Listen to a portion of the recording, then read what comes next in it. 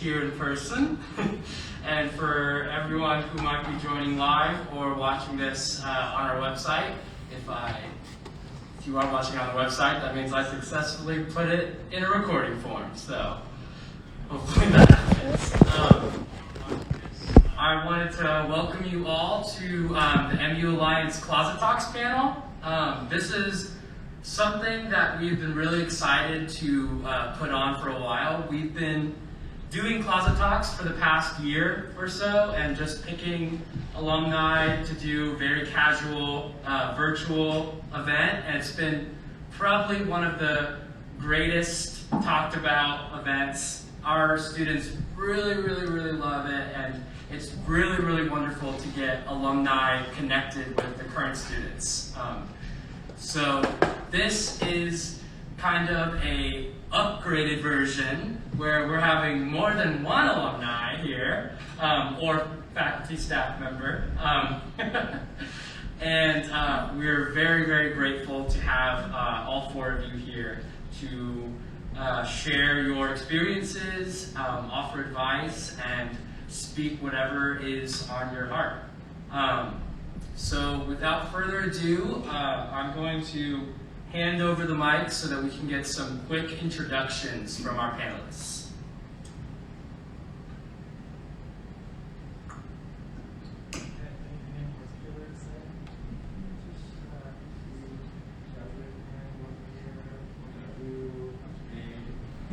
Okay, hello everybody. My name is Dr. Michael Baumann, and I graduated from Marian University in 2013 with 2 degrees, or well, like one, I guess. It was a double major in English and communication, yeah. And then I, bopped along and got some other degrees, and then came back to teach here. So I am an assistant professor in the communication department and the assistant director of the speech and debate team. So if you're interested in that, please feel free to reach out to me. Hi everyone, my name is Alecia Kissel. I recently have been practicing land acknowledgements. So I wish to acknowledge and honor the Miami, Delaware, Potawatomi, and Shawnee people on whose ancestral homelands and resources Indianapolis, Indiana is built. I have built a career in education. I went to Marian University and graduated in 2015 with my degree in communication. My grandparents and my parents went here, so my grandmother and my parents.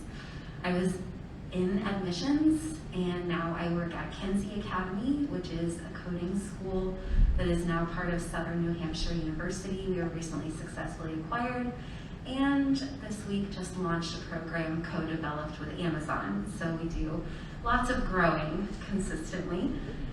I was employee number 20 and the executive director of the first inaugural and only Women in Tech Summit at Kenzie Academy. I was in speech and debate, which formed a huge part of my experience here at Marian, and am a certified mediator. So that's a little bit about me. Hi, my name is Shawn Royer. My pronouns are she, her. I am actually not an alumni, but they asked me to talk anyway. I teach here at Marian. I'm an assistant professor in music. Hello everyone, my name is Adairius Gardner. I am a Marian alum from the year 2001. I actually got my degree in education, and although I did not teach, I ended up having about a 15 and a half year career working in government and in politics, and I currently serve as the Director of Government Affairs for Indiana University Health, and I'm also a Board of Trustee member. Thanks.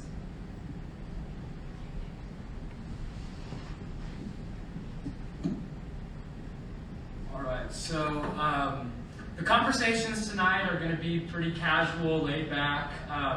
You may answer whenever you would like. You can skip or pass if you don't feel comfortable answering. But basically, this event is just about opening up the conversation, being a queer person, your experiences, your stories, and hopefully offering something for our current students to learn and take with them as they continue their journey at Marian University. So the first topic that I wanted to open up with is just understanding coming out, understanding becoming comfortable with one's gender identity or sexual orientation, kind of the origin stories per se. So I can give a couple of moments just to collect thoughts, and if anyone would like to start off, just let me know.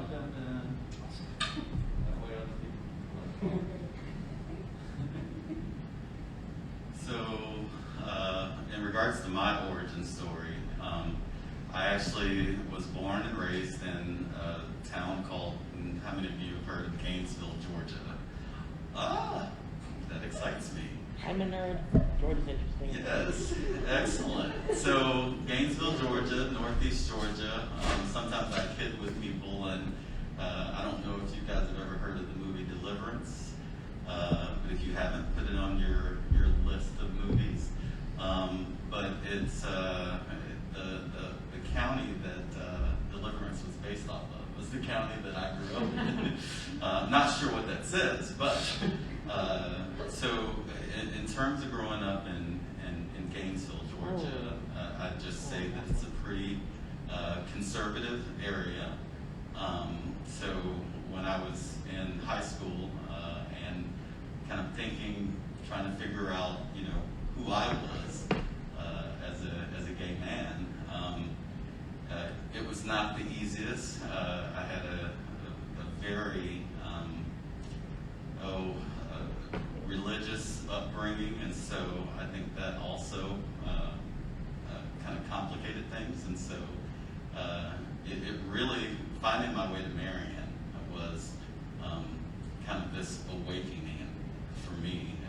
It gave me an opportunity to kind of get out of the constraints of where I grew up, and really allowed me to kind of blossom and grow and meet a lot of new people who just provided support and created this environment. And so I feel fortunate that Marian was kind of a bit of an escape for me in order to be able to find myself. Who wants to go next?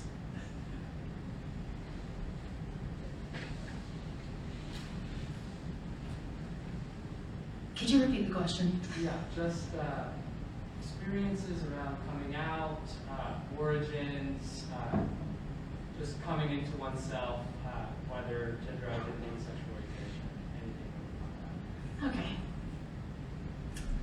that. So for me, I came out for the first time when I was about 19, I think. And my parents were very supportive, so I was very lucky with that. But as I got into teaching and that kind of thing, I kind of went back into the closet. Yeah.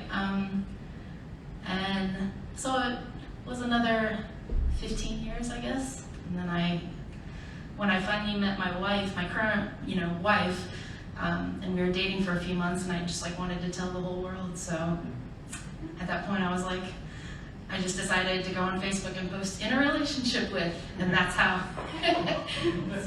But by that time, I was already teaching and kind of established in, my community, and so I just got so much support. I was very lucky to get that because I know a lot of people don't get that kind of support. So thank you to this community for your support. Snaps to that. I love that. So I feel like I had so much of a supportive group of people around me here. I didn't necessarily actualize my identity until I was about 22. It was while I was a senior here. I also grew up in a very Catholic family. My great uncle was the oldest priest in the United States at one point when he died at 101. So I went to my grandparents' house for church on Sundays.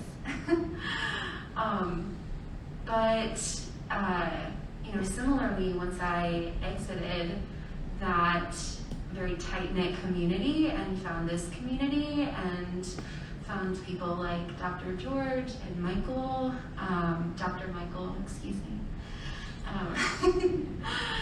I felt like I could lean on those people more. It did take some time once I was out of college to actually come out to people that I really cared about. And since then have been even learning and understanding more about me ever since.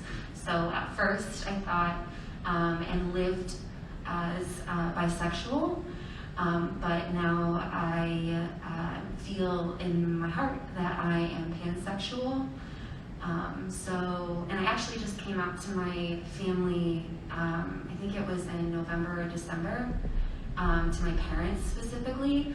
Didn't tell them all the ins and outs because I don't think they would understand, but I feel like I need to make a template of all the notes that I took and all the things that I said to them, so that other youngins can feel like they can do the same, or people that are adults can do the same.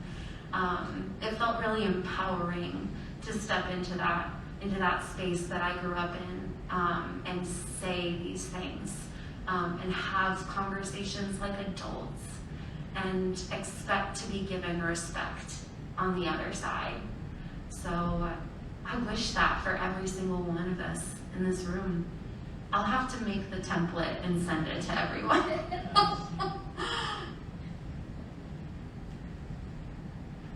Cool. It's been really neat to listen to everybody else's responses, because I just feel like a lot of connection with what a lot of you have said about additional intersections of your identity, like religion or growing up in a conservative environment, or the idea that coming out happens multiple times in a series or in a process.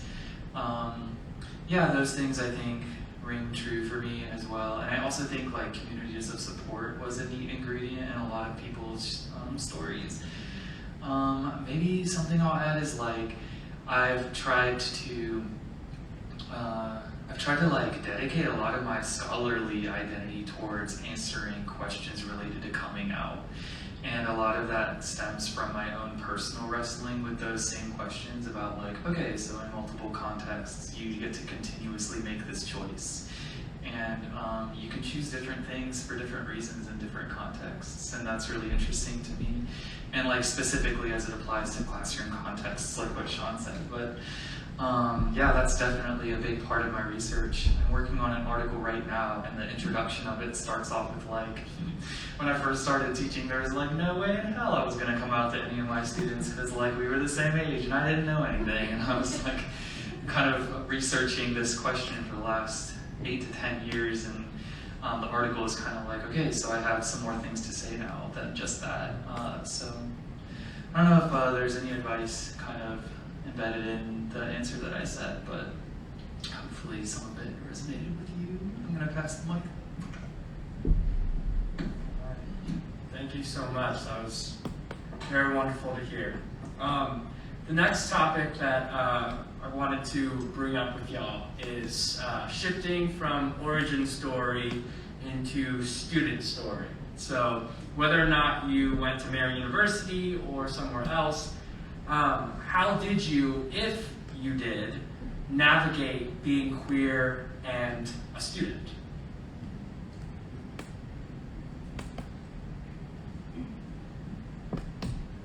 I really didn't, because it was towards the end of my experience, but even then I really kept it to myself. So that's all that I have to share about that. But again, I hope that people feel like they have that ability now to just take a chance on someone and let them know.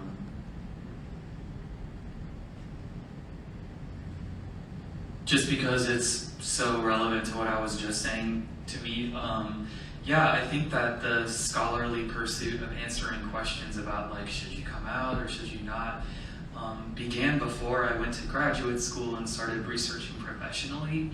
As a student at Marian University, kind of like what Alecia said, it meaning my coming out, I guess, didn't really start happening to people at Marian until the very end of my time here, but I was very visible and vocal on the speech and debate team and with like my scholarly pursuits about researching queer theory and like talking about queer identity in so very many ways. Like I was trying to navigate being a student and being a queer person through the activity that I think is why we're all here, which is to inquire and to like study and to learn. And so I don't know, in a lot of ways, like that felt like a defense. Like I was sort of hiding behind research instead of maybe like coming out. But in a lot of ways, I think I needed to research to feel comfortable knowing like from other people's stories or like, from other sort of like examples of communication kind of writ large in our culture and then also interpersonally. Like that's how I sort of navigated that identity as an undergraduate student. But then when I applied to graduate programs, it was like one of the first lines in my cover letter to those programs. I came out to them and I did so in order to say like, this is something that I really want to study because it's fascinated me and it's also caused me a lot of grief and like I just really want to understand it better. And so like coming out in a lot of ways defined my student identity moving forward into graduate programs. And like I've mentioned, it shaped the research that I ended up focusing on. Michael was an excellent teacher before he was a teacher. I learned a lot in those final 2 years of my time here because of you. So, when I was in high school, I didn't really have any need to like define my sexuality. Like I just was dating whoever I wanted to date, and I didn't really, like it wasn't a big deal to call me one thing or another. I remember that, and it seems like as time went on, I became less and less comfortable with being out, So it's really interesting kind of how that went. But my student experience in my graduate work I can speak to, I think, at IU. So I'm finishing a PhD right now, almost done, in music education down at IU in Bloomington. Literally just have to finish the dissertation. But at one point, so that's when I came out for the second time. I was working on that degree down there doing my coursework. And at one point, I was sitting in the graduate assistant office. There were about 6 other people in there, and we were all sitting in there. We're all graduate assistants in the music education program. And all of a sudden, we looked around and we said, oh my goodness, every single person in this room right now is gay. And it was so funny because we were all the graduate assistants in music ed.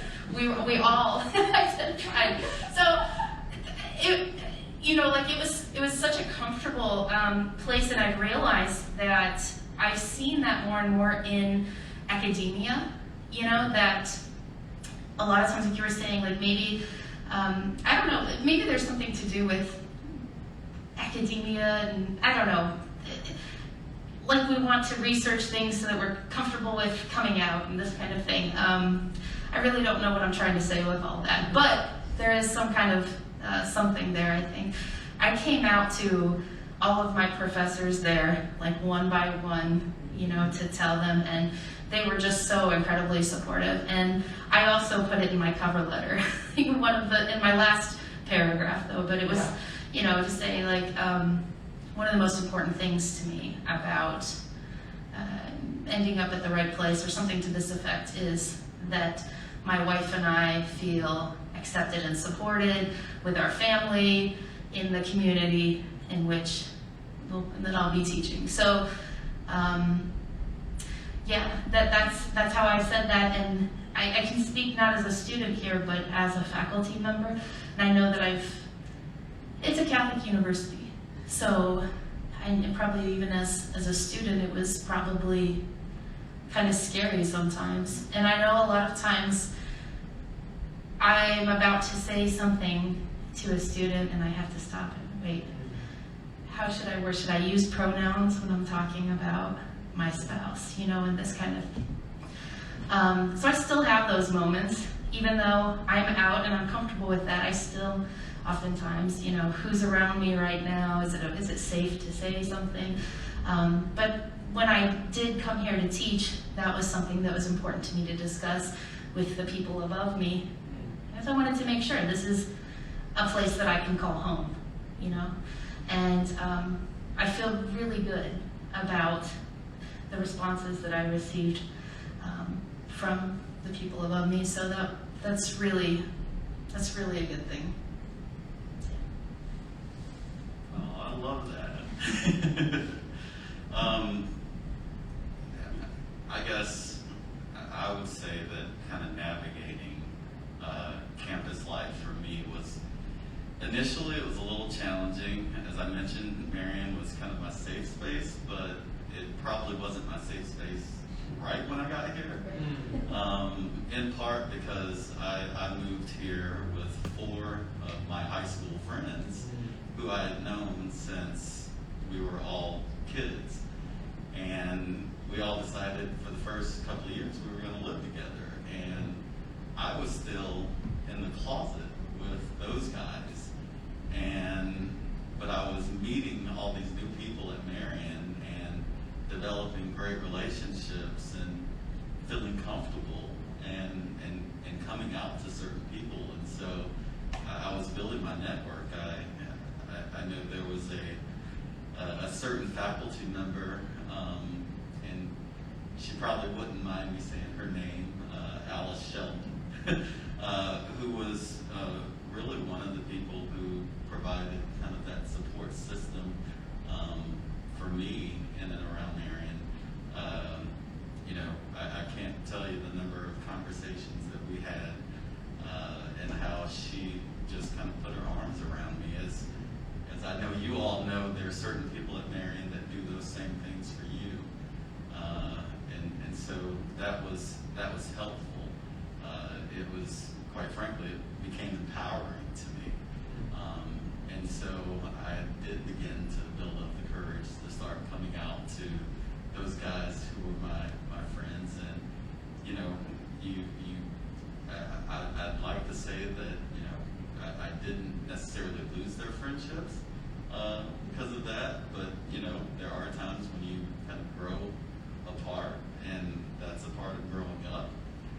And I'm still very friendly with all those folks, but it was not necessarily easy navigating that. And I think, I can't remember your name down on the end, but you mentioned Michael, speech and debate. And I remember a professor by the name of John Cedar-Holmes, who I was in a speech class with. And I was, maybe you can tell or maybe you can't, but being from the South, I had a bit of a Southern drawl, which still comes out occasionally. And it was, I remember Dr. Cedar-Holmes, you know, he knew that I kind of struggled with speaking, and he'd probably be really proud that I'm here talking to you guys today. But he encouraged me to participate in plays, and that exposed me to a whole another network of people who provided additional support.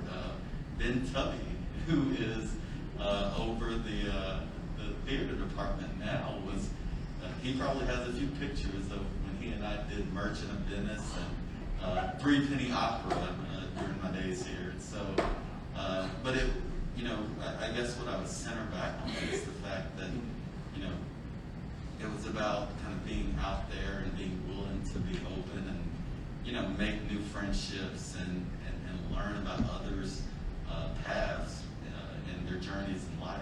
And I think when you start to do that with the earnest heart, it really does just allow you to grow in ways that are kind of unimaginable.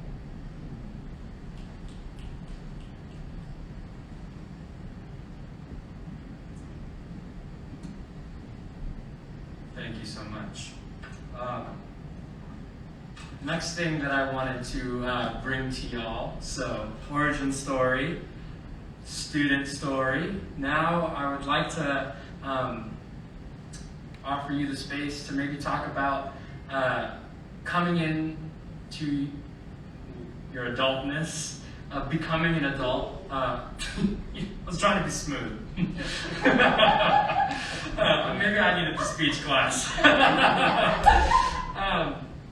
Yeah, what do you think, what are your thoughts on finding your queer self in the adult world? Maybe in employment, in home living, where you feel comfortable living, or anything to that matter. So, yeah, and I can give you a couple moments to think.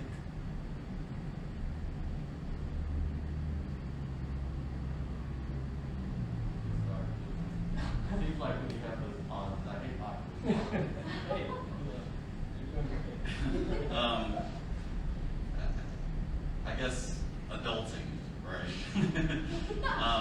So I think I mentioned that I had like a 15-and-a-half-year career working in government and politics, and I guess in one sense that was pretty empowering in itself because you learn how important advocacy is, how important it is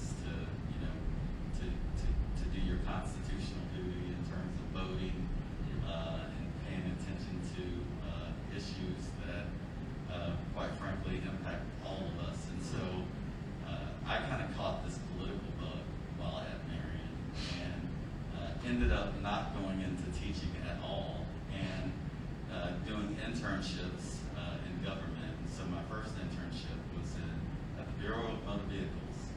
I worked in the public affairs department, and we were planning exciting things like, you probably don't even know this, ancient equipment called BMD Express, which were self-service terminals that you could actually go and renew your registrations with. And so that was cutting edge back in the day. And so I got to work on press releases for that. The next summer I went into to the state Democratic Party, and I became an executive assistant for the then executive director. So I got an opportunity to meet all the elected officials around Indiana, planning the JJ dinners that they called them at the time. Now they call them Hoosier Hospitality dinners. I had an opportunity to take delegates to the national convention and do all the logistics planning. So when you start to work in that kind of political environment, that just kind of lit a whole nother fire that really did empower me, and it also surrounded me by this network of people who were pretty progressive and who knew the power of, like I said, activism. And so I had an opportunity to work for former Indianapolis Mayor Bart Peterson, who was and who still is another good friend.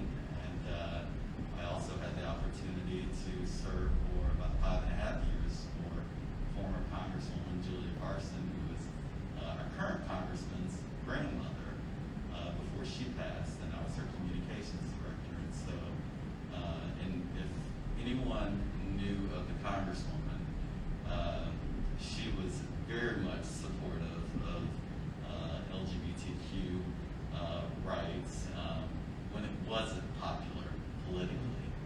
And so I remember when I started working for her, not being sure if I needed to, if I was ready to even come out to her, and she basically called me out and said, "Baby, it's okay." And so, when you start to have people like that in your lives that help you understand that, the path that you're walking is a righteous and a right one, I think it helps you begin to navigate adulting a little bit better. And then I'd say, the next major milestone in my life was finding my husband.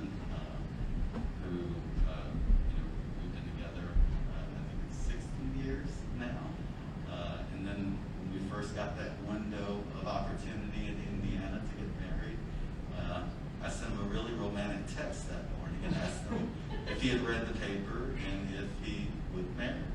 In a text. But I did send the text to his parents first to make sure that I was good on the family front. And so, You should have asked somebody for advice on how to do that. yeah. Well, no one said I was It like. worked. He said yes. He did say yes. But you know, I guess it's those combination of things that have helped to provide the support for me. I love that. I've never heard of anybody proposing through text message. I love that. I love it. That's wonderful. Adulting. I'm still kind of navigating that in some ways, I guess. You get, I don't know, you kind of get better at hiding how immature you are, I think, the older you get. But I was just kind of thinking through some challenges as an adult, a queer adult. I have a almost 17-year-old daughter who she'll be 17 next month, and a wife. And so there's many times, I'm sure that the rest of you have had this, where you're talking about, I don't know, you see, like when I was engaged, for instance, and I would say something about my fiance, they'd be like, oh, you should bring him with you, or something like this, and thanks for assuming their gender,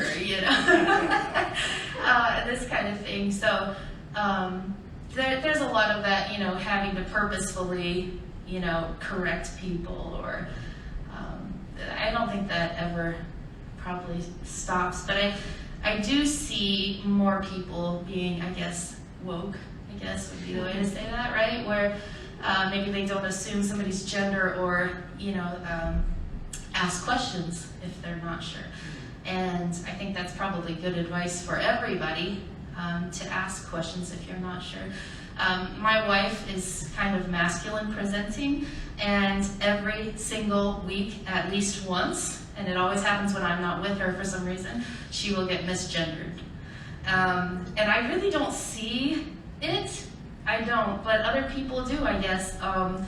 And so they'll be like, yes, sir, can I help you? And she'll be like, I'm not a sir, thank you. It really bothers her, But yeah, I think it would be a great idea for everybody to ask those kinds of questions. I don't know how much that really has to do with adulting. I think that's just part of our lived experience, but there you go. I guess that I'm the only single person on this panel. So that's part of my experience. I live by myself. I've not had a roommate since college. That did not float my boat. I do have a cat, I guess. I have a roommate. Molly Duchess Rose Petal is her full name. She is so very nice and such a duchess. But obviously that might tell a little bit something about me. I am quite feminine in my identity. I have slightly faded purple hair, so I express myself through how I look. And this happens at work, it happens in my personal life, it happens everywhere. For me, it's really important. I see how I present myself as how people will treat me, because that's been my lived experience, and I use my privilege as a passing heterosexual person, specifically to get certain places and get other people into certain spaces. I'm saying a lot. I tell my people not to do that. I'm gonna pause a little bit more. So, whenever I started working, because as an artist, I am my work. I think speech and debate made me the artist that I am. And so everything that I do is almost always about Kenzie Academy. Oh, there we go, I caught it. Yeah. But I didn't get the experience of being out while I worked at Marion. And it can be, you're cautious sometimes. When I found Kenzie Academy, I met the CEO at the front desk, and he asked me if I needed something to drink and who I was there to see. And I was like, I think I just saw you on the website. Didn't expect to see you so soon. But in my very first conversation, not even with him, the person said, it's fine to have the same people building the products of tomorrow, but it is better to have more people at the table. And I had never heard that before in my 7 years of being here. And I'm just being honest, it struck me like a bolt of lightning. And I said, I have to be at this place. And from then on, conversation to conversation ended up being an actual interview process. I had never even applied for a job there. And I realized early on that the director of marketing sitting next to me, one of 20 people at this company, was very flamboyant. And I was like, I think I can be myself here. Let's talk about this a little bit more. And there were true allies in the room. People that understood that we need more voices at tables that decisions are made in. This company was started by an immigrant, right? And now I get to be, almost 3 years later, that person who is making sure that we are having continually hard conversations, that we are welcoming in, and specifically looking for other queer people to join our team. And I get to spearhead stuff like that. It's really wonderful.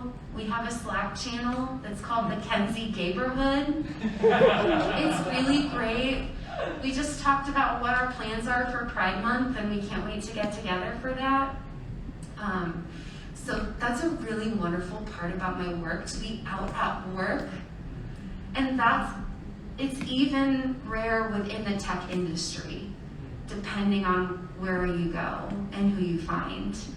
But I've been so blessed. It's such a gift. In terms of my single life, I can tell you that dating is a whole other story. I have added almost all the apps that you can possibly add. I have also deleted all of the apps because I'm never finding who my person is. And I'm open to multiple people, like all of the people. I'm open to all the people, and I can't find them. So it's been a decade. It has been a literal decade. August 2011, I stepped on this campus, and I think in September it's time for me to move to Atlanta, because I just don't know if my person is here in the Midwest where I grew up, right? You start to realize that after you venture out a little bit. And I've gone to 12 countries, and I've seen such beauty outside of here. That's why I volunteer with the International Center and am a home host. It's a wonderful experience. I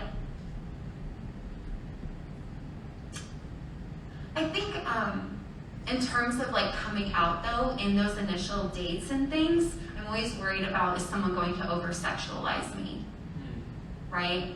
Or think about experiences with others that could happen, and it's like, no, I'm here right in front of you. I am looking for XYZ. Did I say those other things, right?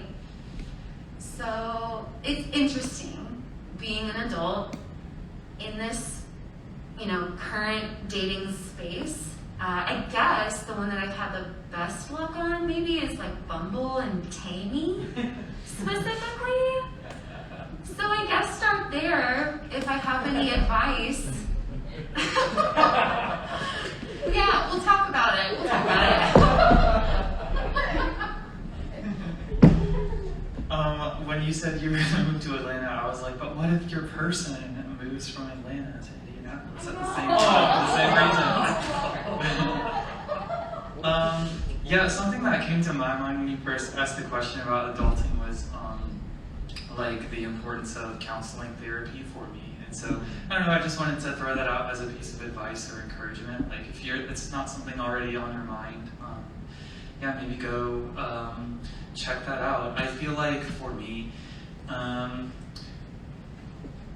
when I was growing up, it was kind of like this perfect storm of circumstances that I think it just unfortunately framed like queerness or homosexuality or me being a gay person or what in such a negative way. And as a young person, I really didn't know how to sort through a lot of those feelings. So I ended up internalizing a ton of hatred, and just it manifested in some really weird ways that, as an adult, like have become more difficult to manage. And it's like perfectionism, I think, is something that I really struggle with. If I'm being honest, like narcissism is something that I struggle with related to that. I think that there are a lot of things that kind of stem from, yeah, just like the stories that I told myself growing up, or the stories that I was inheriting from culture around me. And I think it's not necessarily that any one person is right or wrong. It's just like to be able to critically examine the fabric of the story that I stitched together is a really important skill. And it's been best expressed and exercised through counseling therapy. So yeah, I just think that I will continue doing that probably forever. And I think no matter what, if you're a queer person or not, that process, I think, of like hearing stories about who you are and internalizing them happens. And maybe the rest of your adult life is learning how to like take care of yourself afterwards.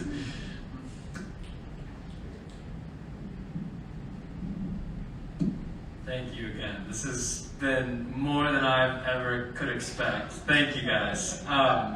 So actually a perfect segue, thank you Michael, to our last segment, which will be any last words of advice that you would like to give to queer students or anyone in general that you've picked up and learned in your own lives and experiences. And after that, if anybody has additional questions that they would like to pose, then we can offer that up as well. So, yeah. Awkward silence. Oh, never mind. There's this resource called the Trevor Project. Many of you may already know about it, but if you don't, yep, it's called the Trevor Project. They have a website, thetrevorproject.com or something like that. But it's so large, you'll find it on Google. They specifically, I think, work with young LGBTQ people and like provide a ton of resources. So if you're an educator, and many of the people at Marian University are educators or in some way working with students, I think it's a great resource. Or if you're a student or a former student or faculty member or staff member, I think, or just a person, provide some really great resources. So yeah, feel free to check that out. Some of my favorites are like, the holidays are really festive, wonderful times, but in the spirit of inclusivity, like actually for some people, like family spaces can be really stressful, and so it provides a resource for like just considering that with like your queer colleagues or students or whatever. Yeah, so that's like one example, but it's just a cool resource. I encourage you to check out the Trevor Project. I have all the thoughts right now. They're just racing through my head. Advice? Are you kidding me? Really? I would, because I usually have conversations with people transitioning in careers, ask questions of employers about things that are important to you. Like, for example, anything about the LGBTQ plus community. For example, I specifically asked my employers whenever I started, what is Kenzie Academy doing to equalize the wage gap between men and women, right? So asking very strategic and specific questions about communities that are important to you or your own community. right? If I can talk to somebody, for example, right? So that's one thing. I feel like let's continue that conversation. Also, reach out to me specifically. Julian has my contact information, but if you want to talk to somebody, you are welcome to talk to a therapist, first of all, but definitely talk to me, especially as it comes. I know you're not a therapist, Michael. I know. I've known you for forever. But specifically about the job search or finding your space, please feel free to come talk to me. I would love to connect virtually, in person, whatever. I spent a lot of time lately thinking about like comparing myself to others and how toxic that can be, thinking that maybe I'm not doing enough because this other person over here or these other people over here I think are doing a lot of things.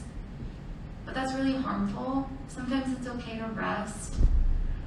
I've built out my apartment to be a sanctuary in the last year with lots of greens and blues and plants and living things like Molly. And I hope that you all get to craft that space around you that cultivates peace. Do that for yourself. Bring something into your life that just brings you peace and calm. I invite you to do all of that. I love how everybody here is doing something to help the community or create a space for other people. And, you know, even at the Kinsey and with the research and all of this, I just think it's wonderful. And it just kind of shows we're learning from our own experiences and trying to help others, you know, to maybe have a little easier time than some of us had. In addition to teaching here at Marion, my wife and I run a nonprofit organization that's it's like a summer music program. Yeah, and one of the things that we've done over the last, well, as long as I can remember that we've been running it 14 years now, is we have always had the students introduce themselves with their pronouns when they introduce themselves. And like I had a student write an essay recently for college, and he shared it with me, and the whole essay was about what a big impact that had on him when he didn't know why we were even doing that in the first place, you know. And as he got older, he realized how significant that was. And the people that are here and the people that are watching this, some of you may not be LGBTQ, but you may be an ally. So that being said, my wife and I actually just published a little article about ways to better support LGBTQ youth, specifically in music classrooms. And I'm thinking through some of the advice that we gave in this article, because things like including your pronouns on your email correspondence, or if you have an office job, maybe you have a little sign or sticker, you know, on your door. This just says everyone's welcome here, or something to that effect, you know. I just think that can speak so loudly. So one of the other things, I'm a busy person. One of the other places that I work is I run a klezmer band at the Indianapolis Hebrew congregation. And I walked into, I decided one day that I was going to come out to the rabbi. And so I went to his office, and right on his door it said something about everyone is welcome here, and everyone was in rainbow colors, you know. And I was just like, I am at the right place right now. This is where I'm supposed to be doing this thing, you know. It was just such a great, comforting feeling. So I think that these small things can help other people. You don't have to be a teacher. You can be anybody. I think if you think maybe one day you might be a parent doing these kinds of things, if you happen to have a child who identifies as LGBTQ and they know how accepting you are as an ally, that's going to make their life so much easier. They'll probably have less trauma, you know. So I just think it's important we start thinking through those kinds of things and share these kinds of tips with the people that you know as well, just to provide a safer space for everybody. You guys have said such beautiful things. I guess I would just say real simply, your representation matters in every way. You all matter. It's important for people to see all of us in a variety of capacities, whether that's in your church, whether that's in your workplace or at school, or even in boardrooms once you get to that point, getting involved in your community. We got to make sure that people see us and know who we are, what our concerns are, and how they can be supportive. And I think the more that we continue to do that, the better off we'll all be. Thanks.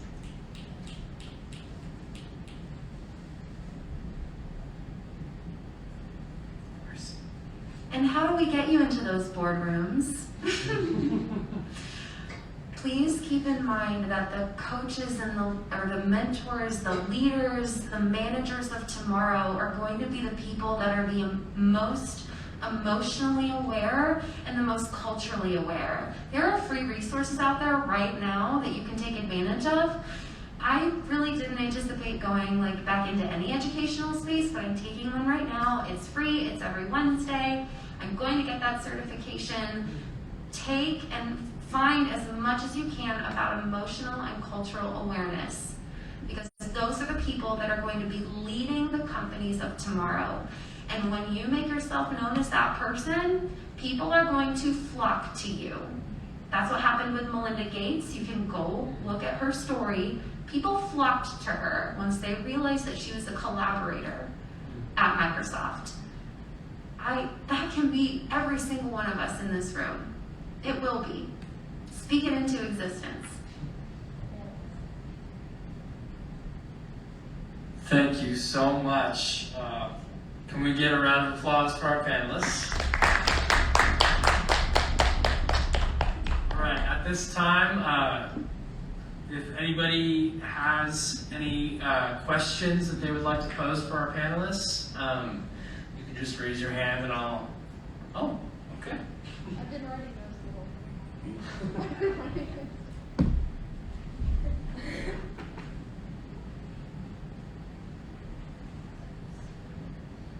Okay, I have three questions. The first one being, what advice can you give to students who have religious families and want to come out but are afraid to?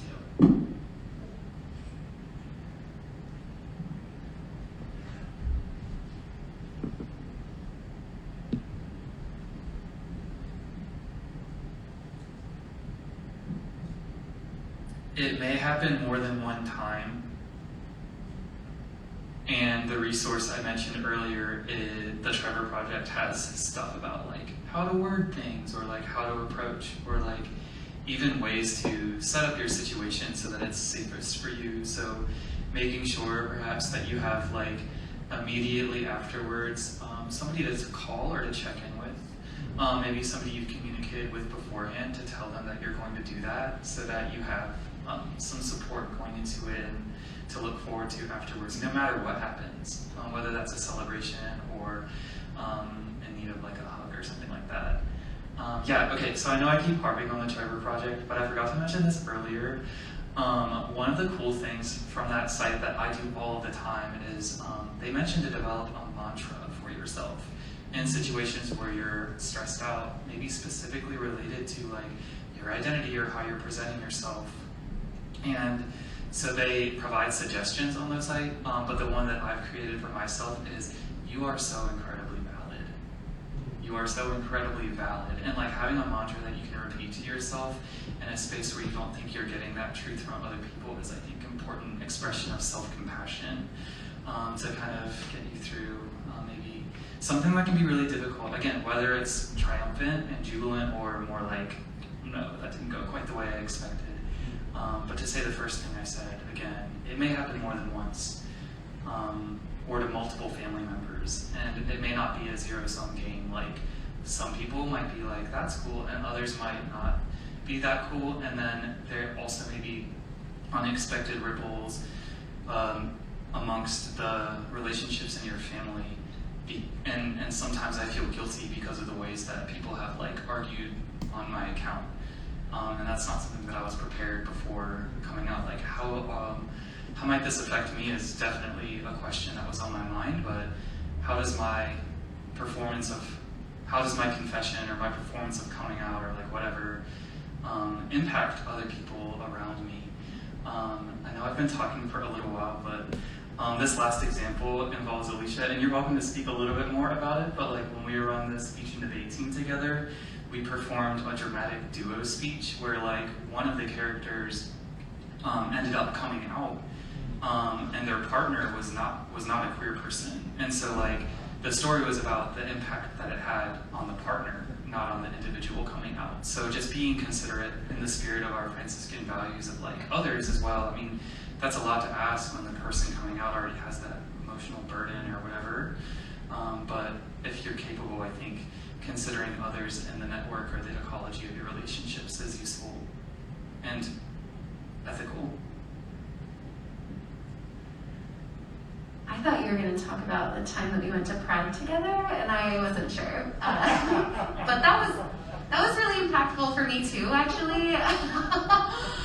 I think that part of my advice in this situation harkens back to my previous answer is build or bring in something in your life that brings you peace and joy and that raises your energy.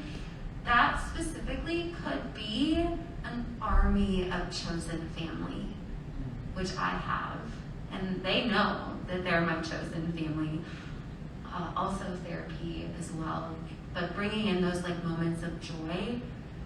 I love Pride Month, and Michael was one of those people that I ever first celebrated it with, right? And you're part of that chosen family for me too.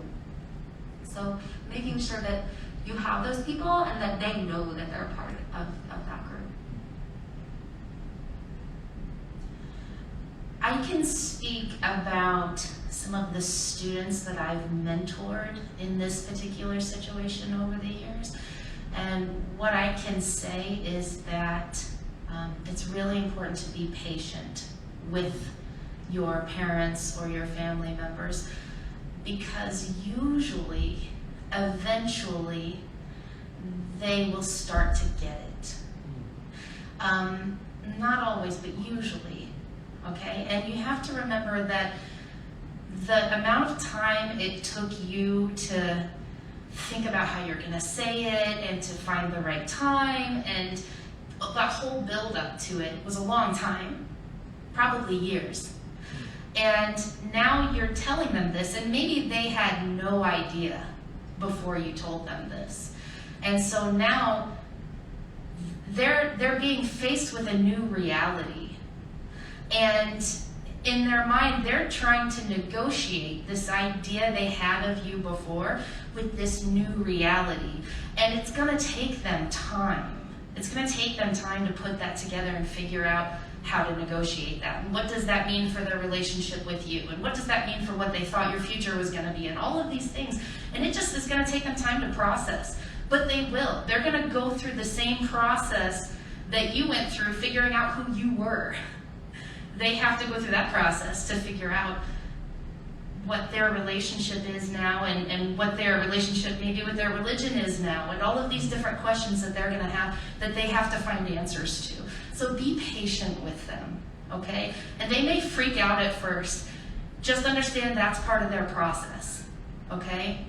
They need to go through that process, give them time, and just try to be understanding. Like, if you go into it with an expectation, they need to accept me for who I am today, or else I can't have a relationship with them anyway. Like, don't go into it like that. Just be understanding and patient of the process that they have to go through. And then eventually, you'll probably be able to have that warm, accepting relationship with your parent that you're hoping for. Just give them time.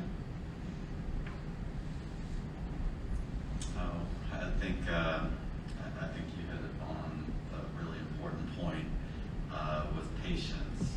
I believe that's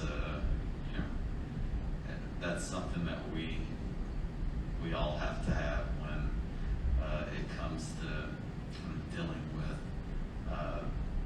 coming out to our parents, and to your point, everyone's at kind of different stages in this process. But I also believe that it's important that you have that support system at the ready, people that are your ride or dies, right? Like, I've had some mentors in my life who have been there since I went to high school, and this one mentor who's kind of like my godfather, who is the strongest personality ever, but he rides like he'd do anything for me. And there are those people out there that are ready to be your ride or dies, and you just gotta open up and make sure that you're reaching out and finding them. And then I think it's so important that we do as much research as we can. I think resources like the Trevor Project and others are so critical because they help you think about how to have these conversations in productive ways. And when you've done that level of research and you've thought about it and you've thought about it from their perspective, you begin to get clarity. And it's not to say that everyone is going to be okay with you coming out, and that's the hardest part of this that we all have to kind of deal with, is that sometimes there are people that we lose through this process, and it's difficult, it's painful, but that's why having that family and that support is so critical. And I want to be a part of chosen family too.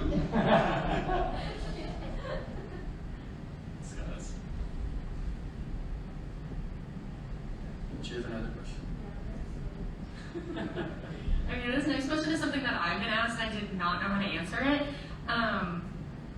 Ways to address people without assuming gender, because so I work in retail, and it's like I don't want to always be like, are you finding everything okay, sir? Are you finding everything okay, ma'am? Like, what is a way to address people without assuming their gender or their pronouns? Just don't say sir, ma'am. I don't Yeah, want to exactly. like, hey, you. Well, so I found online, and I wish I knew the address, but you can probably Google it or something. There's like one of these like word, what do you call it, where they have all the different words in different sizes. What's it called? Word cloud. Yeah, that's what it was. And somebody made a word cloud of all the different things you can refer to people as other than by gendered terms. It was like friend, peeps, like folks, but then they had really silly ones like, I don't know, kitties or something. I don't know, but some of them were for like talking to class, kids in classrooms and this kind of thing. But like if you sat down and probably made a list of, you could probably come up with much better ones than I'm gonna think of off the top of my head. But yeah, or just don't use them. Yeah. I've also heard, how do I not use a gendered version of Yas Queen? And there are some really great ideas on the internet as well, like bow down, your excellency, tell them my thing. There are more, but I remember sharing them with the neighborhood, and I was like, yeah, I'm gonna be using these, just so you know, if you're okay with that. That's what I would recommend. We're all royalty at the end of the day in some way.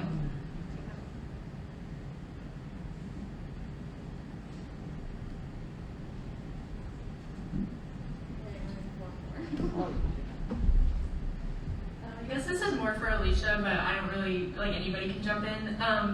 Advice for not feeling valid in bisexuality when it comes to appearance or not, like, dating somebody of the same gender, because I think within bisexuality or being queer that there's a lot of pressure to dress like, you know, there's the stereotypical bisexual people cuff their jeans and tuck their shirts in and wear bands, but it's like, sometimes it's hard to not feel invalid because you don't look the part, or you haven't dated somebody of the same gender, so therefore you feel like your sexuality is invalid.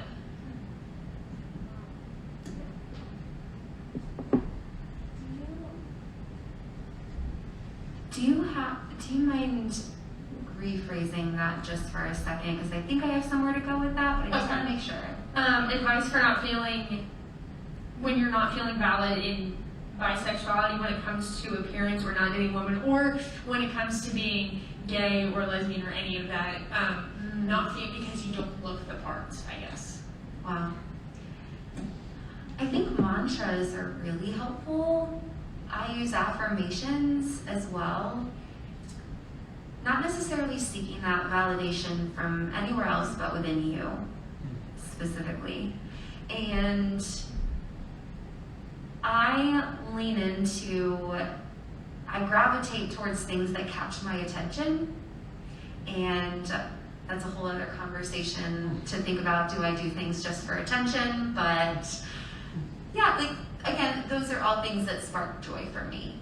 They raise my energy level at some point. And if for you that means doing the, I guess, stereotypical thing, I didn't realize that was a stereotypical thing of bisexuals, but if it is, that's cool. Now I know. And I'll probably dress like that maybe a little bit more. Cool, yeah. I mean, I love even exploring androgyny specifically, and I mean, it took me a minute to get to that point of exploration. But What's androgyny? so it's kind of not dressing in a specific, like, gendered way, right? Yeah, look it up. It's super great. Yeah. Beautiful. Yeah, 100%. So I guess that would be my advice, really leaning more into specifically finding that joy and validation from within you, and finding more ways to express yourself that maybe you're missing out on.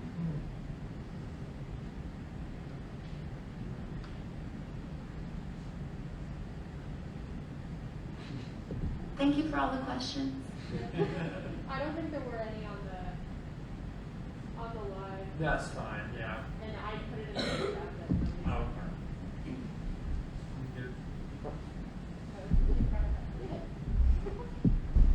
Okay, this, You have to.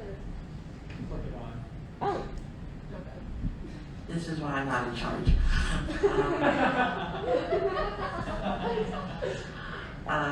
This is actually a question. How would you recommend, I'm out to most of my parents and my brother, but not so much to my grandparents. I'm pretty sure my step-grandma would take it fine. I'm pretty sure she already knows. Hey, you didn't grow up around me. I used to paint my toenails and wear princess dresses. Anyway, sorry. One question. How would you recommend coming out to grandparents, or even coming out at all? Because all of them were born when FDR was president. Oh my gosh. So I think a lot of the advice that you've heard about coming out in general relates even to grandparents. I will say from my experience, and my grandmother just turned 85 in October, and is still very with it. I ended up coming out to her, maybe it's been almost 18 years ago. probably the most supportive out of all my family. She was the one that kind of surprised me. I kind of had some of those same reservations, but in terms of people like I referred to that are my ride or dies, my grandmother is the chief. I mean, so I would just say, you know, continue to use that same advice that you've heard in general about coming out. And I wouldn't underestimate grandparents. I think that they are, they've lived on this earth longer than any of us. And so even though they might not know the proper terminology, they get it.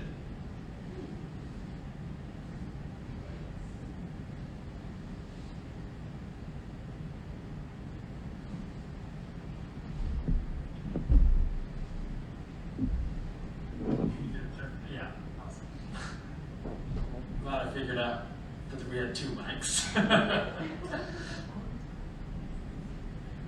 So I guess my question would be along the lines of finding your own identity.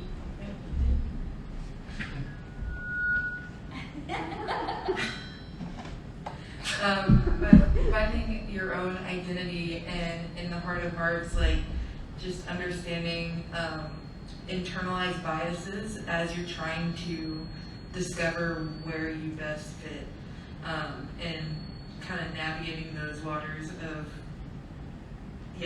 and that being while you're trying to figure out how to be a human being, so.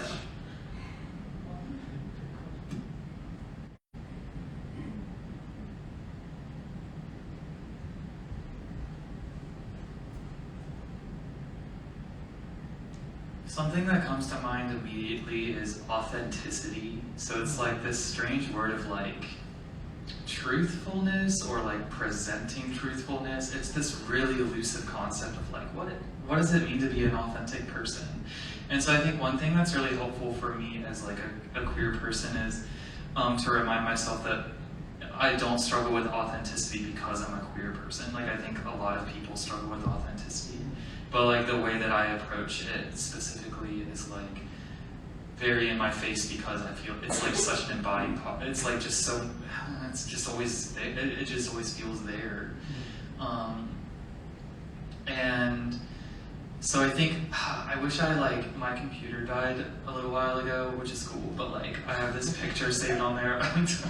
This is the most roundabout way.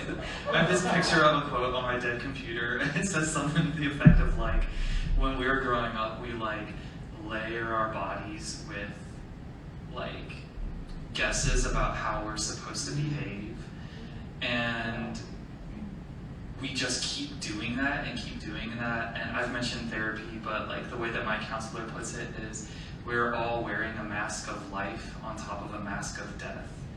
And it's like, in order to present ourselves to other people and to feel okay, it's like there's so much layering that sometimes feels necessary. But at times for me, that layering gets so heavy and unmanageable. And especially when I'm thinking, I don't know, this is also going in on a strange route, but like there's a whole like school of theory and research about code meshing and code switching, which is like the ways that you toggle your vocabulary from different identities, like based on who your audience is, your friends, your parents, your colleagues. And that toggling can be really, really cool as like a savvy tool to like get you ahead in your job or like to make friends or whatever. But it can also do a lot of damage because what you're telling yourself is that you need to perform a version of yourself instead of just be yourself to succeed. And if you tell yourself that enough times, I think that it can get really, really messy. And I think I've alluded to it a few times. So I'm actively trying to work through like how to like just be. And so I don't know, I guess I'm just offering that. I don't think I have a solution. It's just like, I think that's something a lot of people struggle with. And the more I'm talking with other people and finding a vocabulary to articulate those feelings, the more I feel more in control of them and less alone about them. So yeah, I would just say like reach out to others and maybe actively reflect, journal, write poetry, or express in some way like this is who I feel like as a person, and this is how I present myself, and here's the difference between those two things, and why that is, and how I feel about it. And I think exercises to that effect can be extremely fruitful.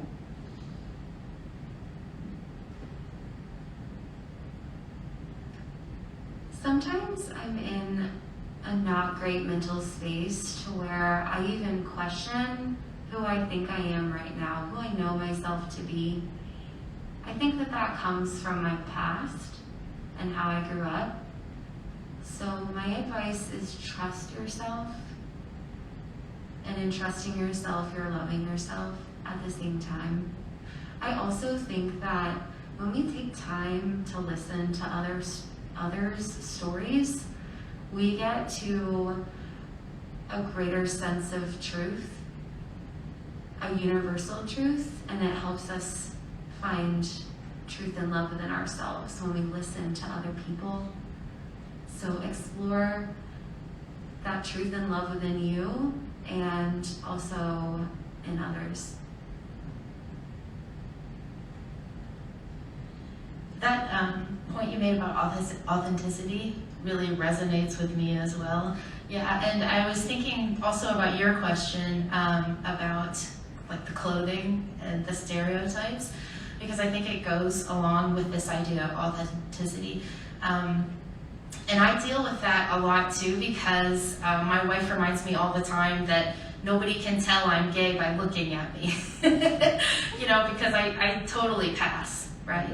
And that bothers me sometimes. When I was younger, I would see like an older lesbian couple, and I would be like, do they know, like in my mind, do they know that I'm one of them? Like, I wonder if they know, And it's not because like I want to hit on somebody necessarily, it's because I want them to know that I'm in that community with them, And it happens so many times, and I get it, because you're out and about and you want to somehow express that you're a part of that community without wearing something that's totally not you, right? So I get it, I totally get that. But this idea of being authentic is really important, and I think at this time in your life, it's harder to be authentic because you're trying to like wear the right clothes to somehow show, but you're not really, and I don't really know if this would be helpful for anybody else, but it helps me get back in touch with who I really am,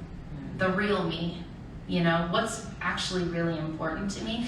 And I think by finding yourself, whether it's grounding yourself or affirmations or whatever it is for yourself, but trying to always be your true, authentic self. If you're gonna make a choice about something to wear, ask yourself, why? Is this because this is me and this is what I want to wear? Or am I, trying to be something for somebody else? When you make new friends, do you ever find yourself like changing your speech a little bit to try to be more in with them, or trying to act like you like something else, or you know about something else, some music that they know about, and then you quickly go and research it so you can, right? I mean, I think we've all done that. I just do it a lot less because I've grown into myself more and I'm more comfortable with myself now. I don't know if that helps at all, but. It helped me. I think we've all been there. Yeah, I think this is, so I guess what I'm trying to say is that experience that you're having is valid and it's normal. And you'll get through it. Yeah.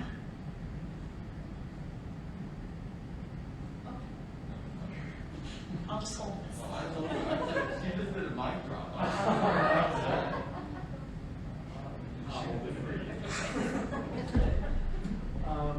All right, yeah, I think that is a, All right. I think what a beautiful note to end on. Be your authentic self. I think that is something that the Alliance is trying to really embody as we continue to finish this year and to continue into next year, and hopefully into the infinite future. Is just that we can be ourselves. Like, there is a place here at Marion where we can be ourselves. So Thank you so much to our panelists. Again, I'd like to give a round of applause. You guys have been absolutely wonderful. Absolutely wonderful. And I'm so grateful to have such a wonderful network of brilliant people ready to engage and participate and support this beautiful community that we're making here. So, yeah, with that said, please take many desserts. We have a lot of sweet stuff out there. Take all of it. If not, I will take all of it to my room, but I'm trying to lose weight. So don't do that to me. All right. Have a great night, everybody.